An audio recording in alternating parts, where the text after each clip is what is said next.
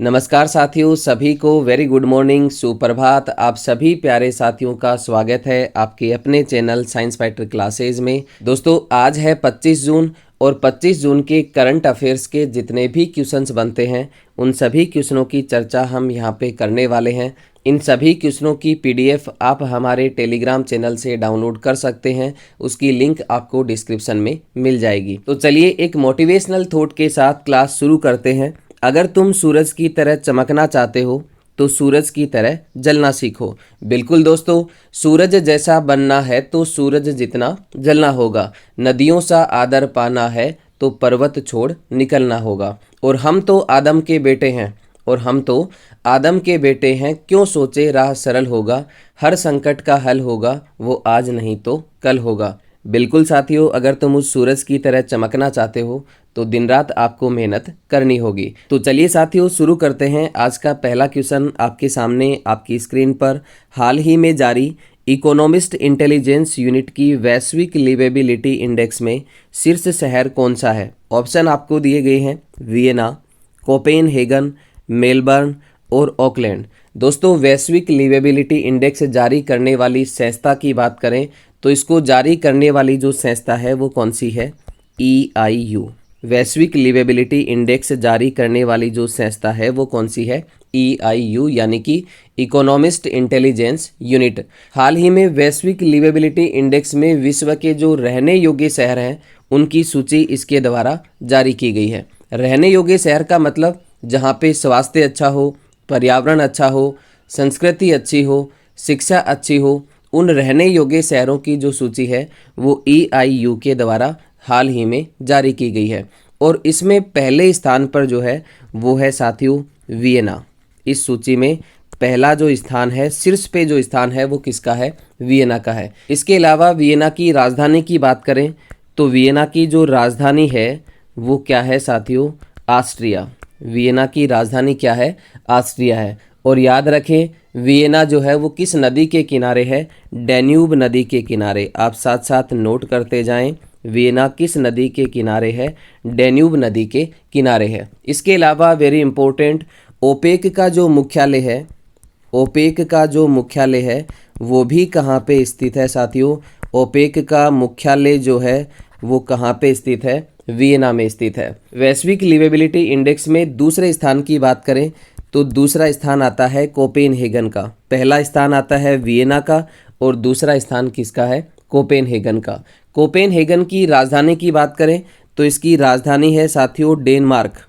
Copenhagen की जो राजधानी है वो क्या है? डेनमार्क। आप यहाँ से नोट कर सकते हैं। इसके अलावा वैश्विक लिवेबिलिटी इंडेक्स में अंतिम स्थान की बात करें तो अंतिम स्थान किसका आता है? दमिश्क और त्रिपोली। आप यहाँ से नोट कर सकते हैं, अंतिम स्थान जो है वो किसका आता है? दमिश्क और त्रिपोली का आता है। वेरी इंपॉर्टेंट, वैश्विक लिवेबिलिटी इंडेक्स में अंतिम स्थान पर आने वाले जो देश हैं वो कौन से हैं? दमिश्क और त्रिपोली।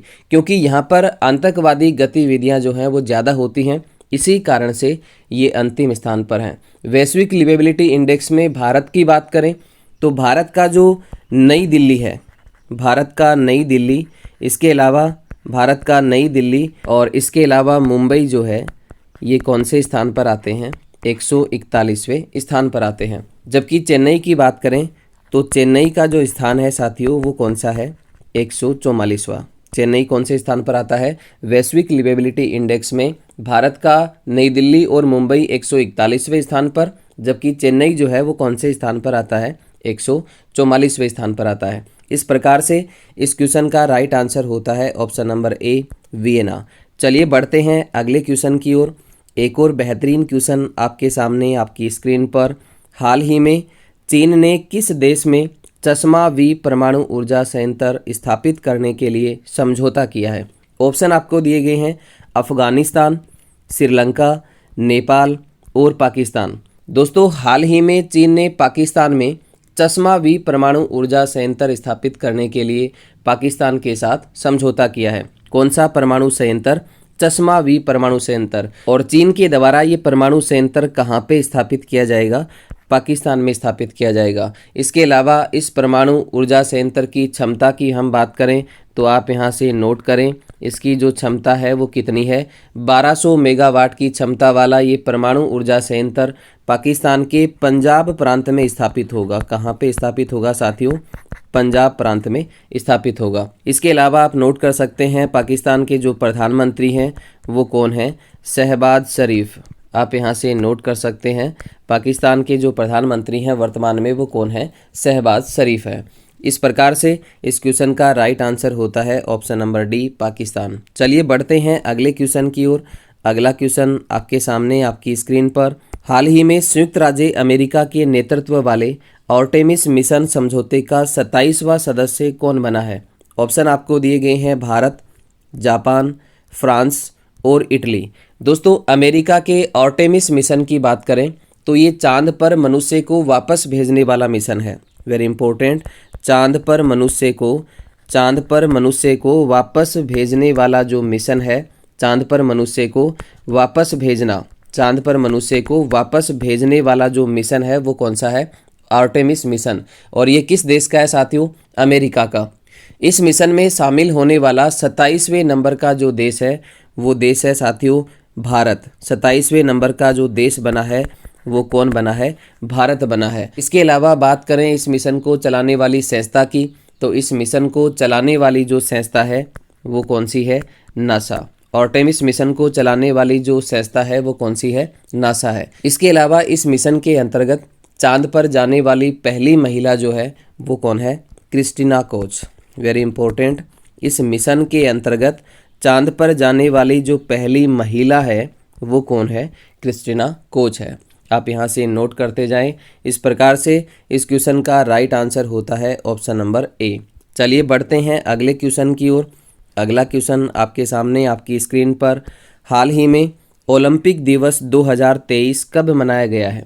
ऑप्शन आपको दिए गए हैं 21 जून, 22 जून, 23 जून और 24 जून। इस क्वेश्चन का राइट आंसर होगा ऑप्शन नंबर सी, 23 जून। हाल ही में ओलंपिक दिवस 2023 जो है वो कब मनाया गया है? 23 जून। ओलंपिक दिवस कब मनाया जाता है साथियों? 23 जून को मनाया जाता है। ओलंपिक दिवस 23 जून को क्यों मनाया जाता है? इसलिए मनाया जाता है क्योंकि 23 जून 1894 ईस्वी को अंतर्राष्ट्रीय ओलंपिक समिति की स्थापना होती है। इसी कारण से 23 जून को ओलंपिक दिवस मनाया जाता है। इसके अलावा आप नोट कर सकते हैं हाल ही में 23 जून को संयुक्त राष्ट्र लोक सेवा दिवस भी मनाया गया है। वेरी इंपॉर्टेंट, इसके अलावा 23 जून को कौन सा दिवस मनाया गया है? संयुक्त राज्य लोक सेवा दिवस। संयुक्त राज्य लोक सेवा दिवस जो है वो भी कब मनाया गया है? 23 जून को ही मनाया गया है। इस प्रकार से इस क्वेश्चन का राइट आंसर होता है ऑप्शन नंबर सी। चलिए बढ़ते हैं अगले क्वेश्चन की ओर। अगला क्वेश्चन आपके सामने आपकी स्क्रीन पर। हाल ही में ब्रिक्स सीसीआई महिला वर्टिकल का अध्यक्ष किसे नियुक्त किया गया है? बहुत ही गजब का क्वेश्चन आपको पूछा गया है। ऑप्शन आपको दिए गए हैं एडी वू, शबाना नसीम, रूबी सिन्हा, आलोक कुमार।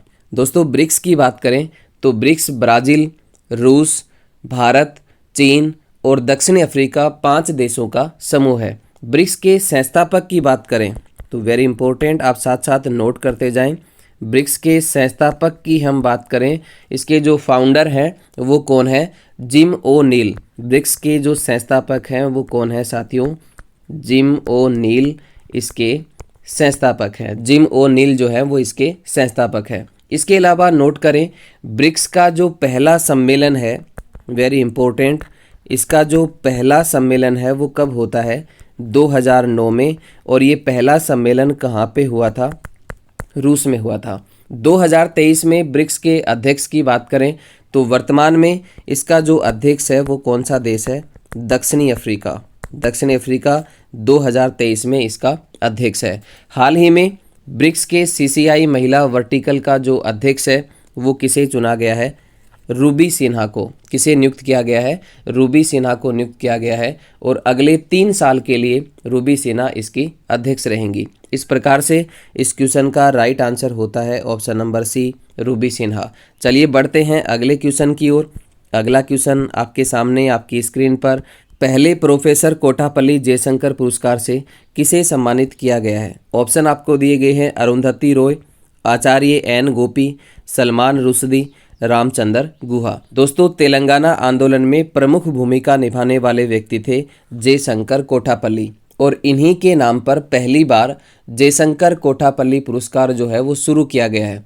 और आचार्य एन गोपी को, वेरी इंपॉर्टेंट, आचार्य एन गोपी को पहली बार इस पुरस्कार से सम्मानित किया गया है। इस प्रकार से इस क्वेश्चन का राइट आंसर होगा ऑप्शन नंबर बी। इसके अलावा बात करें अरुंधति रॉय की, तो हाल ही में अरुंधति रॉय को कौन सा पुरस्कार दिया गया है? यूरोपियन निबंध पुरस्कार। वेरी इंपॉर्टेंट, अरुंधति रॉय को कौन सा पुरस्कार दिया गया है? हाल ही में यूरोपियन निबंध पुरस्कार दिया गया है। जबकि सलमान रुश्दी को हाल ही में कौन सा पुरस्कार दिया गया है? आप कमेंट सेक्शन में ज़रूर बताएं, सलमान रुश्दी को हाल ही में कौन सा पुरस्कार दिया गया है। चलिए बढ़ते हैं अगले क्वेश्चन की ओर। अगला क्वेश्चन आपके सामने आपकी स्क्रीन पर। हाल ही में उत्तर भारत का पहला स्कीन बैंक जो है वो कहाँ प्रारंभ हुआ है? ऑप्शन आपको दिए गए हैं मोहाली, जयपुर, चंडीगढ़ और नई दिल्ली। दोस्तों, उत्तर भारत के पहले स्कीन बैंक की बात करें तो ये नई दिल्ली के सफदरजंग हॉस्पिटल में प्रारंभ किया गया है। कहाँ पे किया गया है? सफदरजंग हॉस्पिटल। और सफदरजंग हॉस्पिटल जो है वो कहाँ पे है? नई दिल्ली में। इस प्रकार से इस क्वेश्चन का राइट आंसर होता है ऑप्शन नंबर डी। चलिए बढ़ते हैं अगले क्वेश्चन की ओर। अगला क्वेश्चन आपके सामने आपकी स्क्रीन पर। हाल ही में रक्षा मंत्री राजनाथ सिंह ने एकीकृत सिम्युलेटर कॉम्प्लेक्स ध्रुव का उद्घाटन कहाँ किया है? ऑप्शन आपको दिए गए हैं पणजी, कोची, कोलकाता और भुज। तो याद रखें साथियों, रक्षा मंत्री राजनाथ सिंह के द्वारा एकीकृत सिम्युलेटर कॉम्प्लेक्स ध्रुव का जो उद्घाटन है वो कहाँ पे किया गया है? कोची में किया गया है। इस प्रकार से इस क्वेश्चन का राइट आंसर होता है ऑप्शन नंबर बी। चलिए बढ़ते हैं अगले क्वेश्चन की ओर। अगला क्वेश्चन आपके सामने आपकी स्क्रीन पर। हाल ही में निःशुल्क कानूनी सहायता प्रदान करने के लिए LADCS किसने लॉन्च किया है? किस राज्य के द्वारा LADCS लॉन्च किया गया है? किसके लिए? निःशुल्क कानूनी सहायता प्रदान करने के लिए। तो ये किया गया है साथियों उत्तर प्रदेश के द्वारा। उत्तर प्रदेश सरकार के द्वारा निःशुल्क कानूनी सहायता प्रदान करने के लिए LADCS लॉन्च किया गया है। चलिए बढ़ते हैं अगले क्वेश्चन की ओर। अगला क्वेश्चन आपके सामने आपकी स्क्रीन पर। हाल ही में चर्चा में रहा क्लेनगार कलम स्मारक कहाँ स्थापित किया जाएगा? ऑप्शन आपको दिए गए हैं विशाखापट्टनम, कोची, पणजी और चेन्नई। क्लेनगार कलम स्मारक की बात करें तो ये कहाँ पे स्थापित किया जाएगा? चेन्नई में। चेन्नई के मरीना बीच से आप यहाँ से नोट करते जाएं। चेन्नई के मरीना बीच से 360 मीटर दूर बंगाल की खाड़ी में स्थापित होगा। कहाँ पे स्थापित होगा? बंगाल की खाड़ी में स्थापित होगा क्लेनगार कलम स्मारक। कहाँ पे होगा? मरीना बीच से 360 मीटर दूर बंगाल की खाड़ी में स्थापित किया जाएगा। दोस्तों, तमिलनाडु के पूर्व मुख्यमंत्री रहे हैं करुणानिधि, जो कि एक प्रसिद्ध कवि भी रहे हैं। दोस्तों, करुणानिधि को क्लेनगार के नाम से भी जाना जाता है, इसीलिए क्लेनगार कलम प्रतिमा जो है वो तमिलनाडु के चेन्नई में स्थापित की जाएगी। इस प्रकार से इस क्वेश्चन का राइट आंसर होता है ऑप्शन नंबर डी। तो आज के लिए साथियों इतना ही। मिलते हैं नेक्स्ट वीडियो में। तब तक के लिए आप सभी साथियों का बहुत बहुत धन्यवाद। जय हिंद, जय भारत।